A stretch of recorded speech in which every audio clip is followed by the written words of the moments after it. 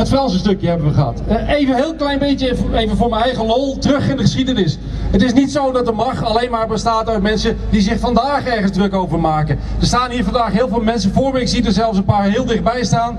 Die een geschiedenis hebben binnen de MAG. De echte veteranen. En dadelijk zien we er nog een paar uit het buitenland ook. Onder ons vandaag bijvoorbeeld, ik noem alleen de hele belangrijke Martin, dat snap je zelf ook wel. Oud-voorzitter Wanda Dijkhorst. Al jaren niet meer actief binnen de MAG. Ze steekt daar net een lichaamsdeel omhoog. Maar vandaag was ze er uiteraard weer bij. En niet zomaar. Ze heeft uiteraard een rol genomen, een hoofdrol genomen in het begeleidingstraject. Voor iedereen hier naartoe te krijgen. Een andere oud-voorzitter van MAG Nederland. Maar ook een oud-voorzitter van onze Europese federatie, de FEMA. Kees, steek eens wat omhoog. Kees Meijer, rechts van mij, links van jullie. Ze zijn er allemaal bij. Hij mocht van zijn vrouw. Over veteranen gesproken. Wanda is een veteraan, Kees is een veteraan, onze eigen Nico Perk is inmiddels een veteraan. Maar er is altijd een overtreffende trap. 39 jaar geleden. Ik liep nog in een korte broek. 39 jaar geleden stond hij aan de basis van de Engelse MAG. MAG United Kingdom. En hij is hier vandaag de grote kleine man, Ian Mutch. Thank you, Wim. First of all, my apologies for those of you who don't speak English. You know what the English are like, terrible at speaking foreign languages I am learning. Fantastic to see so many people here today. I was reminded earlier when Wim asked me how long I've been in this lifestyle, that it's 39 years since we formed MAG UK, 40th anniversary next year, which is pretty terrifying on one level, but at least we've stood the test of time, and it's great to see that with the passage of time, rather than fading away, the riders movement is growing stronger and stronger. I'm certainly not going to go into any technical detail about all these latest proposals that have brought us here together today. What I want to do is just throw around a couple of ideas which I've turned over in my mind recently about the fundamental problems that we encounter and the reason why there is always room for optimism that we will defeat our opponents ultimately.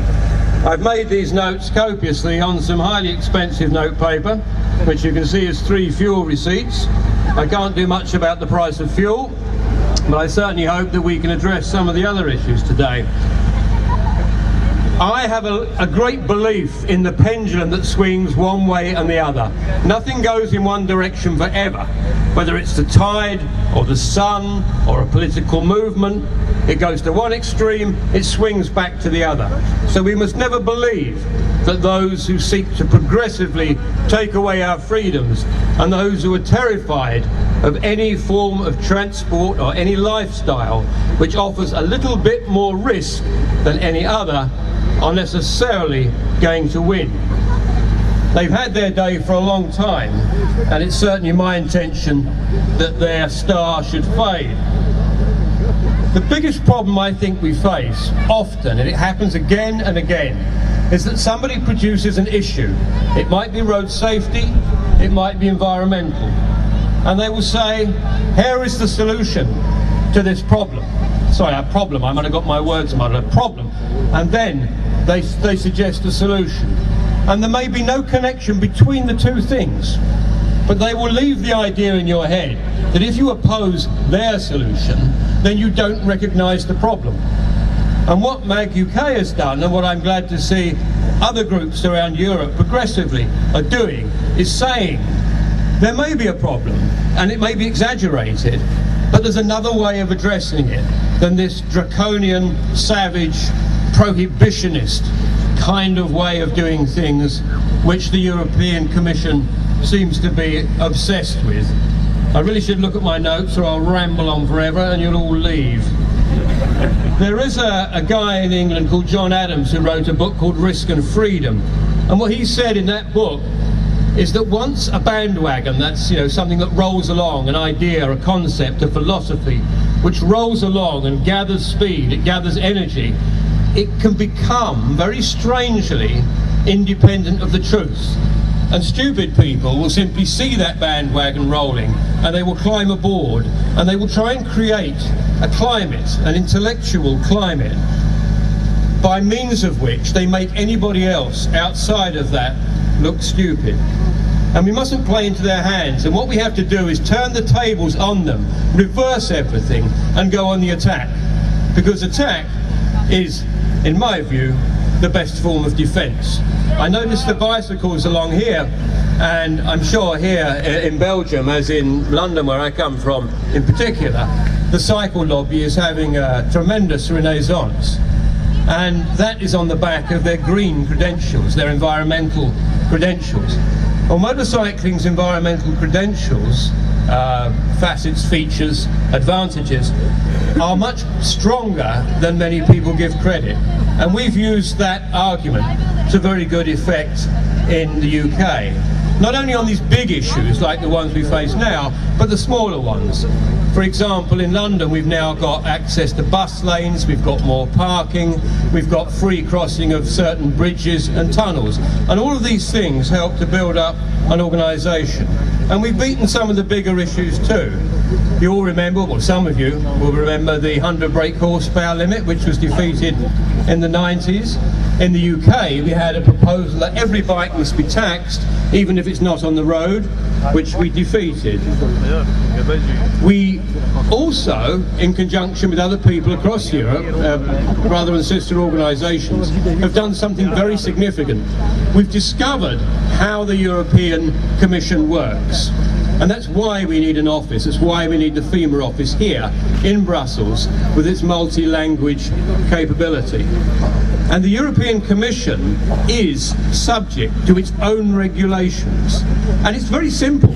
If they want to pass a law, they should make sure, firstly, that there is a problem, and the problem is not just in their imagination, and secondly, that the solution which they propose to that problem must be in proportion to the problems that that solution may provide to people who are affected, i.e.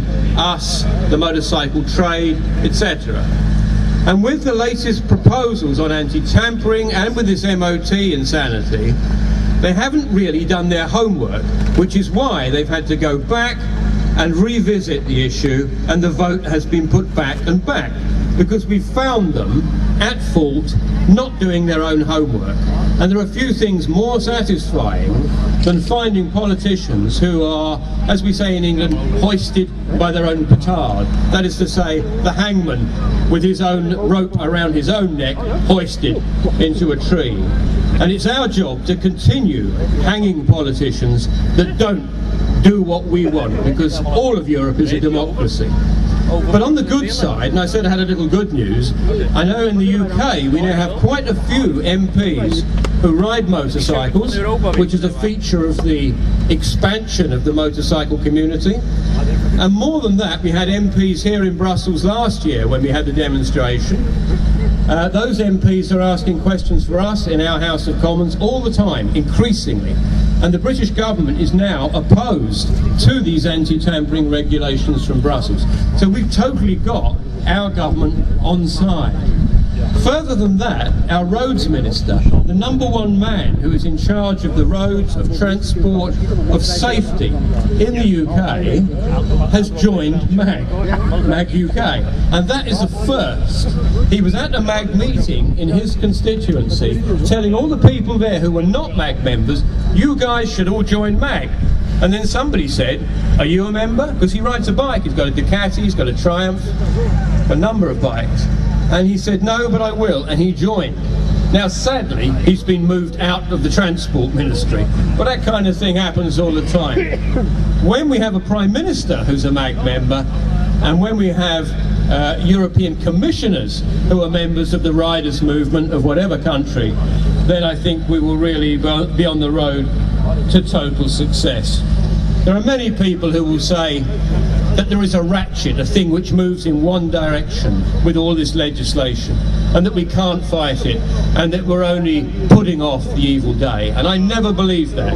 I never believed it 39 years ago when MAG UK was formed, and I don't believe it today. But what it requires is for every biker to join the riders movement. So many people will turn out for a rally once a year, maybe more often, maybe less often, but they do not sign on the line and pay their money to that organisation. And whether you're here in MAG Belgium or FFMC France or any of the other groups in Europe, that money counts, because money talks. It might sound like a really bad mercenary message here, but it means exactly what I say. We have the FEMA office here in Brussels. We have to have that. We have to have people who know what they're talking about, who are intellectually capable and articulate and knowledgeable, doing this work, whether it's in London or Paris or Brussels or Rome or wherever. So I do say to anybody, if you're not a member of your riders' rights organisation in your own country, join immediately. And if you are, try and get every biker who isn't to join. Because if there was ever to be any compromise on all this legislation that I will accept, it's this. All of these laws, whether it's a brake horsepower limit, whether it's a compulsory high visibility vest, whether it's all the anti-tampering and the MOT and everything else, if they said, okay, these laws only apply to the bikers who are not members of their riders' rights organisation, I'd say okay.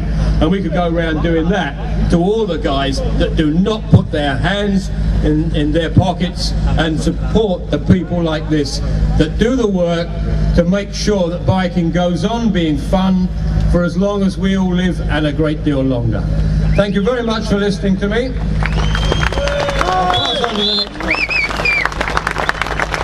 Ian Mutch, President of MAG UK.